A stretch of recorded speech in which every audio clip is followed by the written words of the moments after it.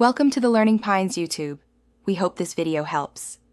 In this video, I will explain how to reset your Audi Q5 MMI. To begin, understand that a soft reset is often the first step for minor system issues like freezing or unresponsiveness. This action is safe and will not delete your personalized settings or stored information. It simply reboots the system, much like restarting a computer or smartphone, and can quickly resolve many common problems. To perform the soft reset, first locate the three specific MMI control buttons.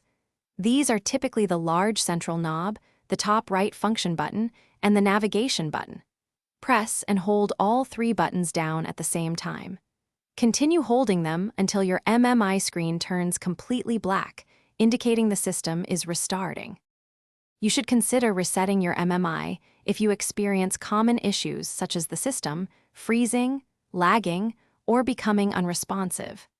This includes problems with the navigation system not responding to inputs, or if you are having trouble connecting your phone via Bluetooth or experiencing audio playback glitches. It's a good first diagnostic step.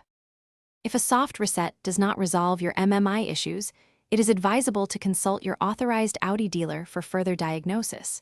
They can perform more in-depth checks and may identify underlying hardware or software problems.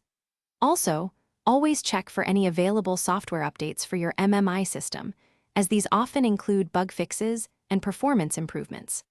Remember to check the description for a link to the Echo Dot smart speaker and other great deals. Thanks for watching. Consider subscribing if we helped you.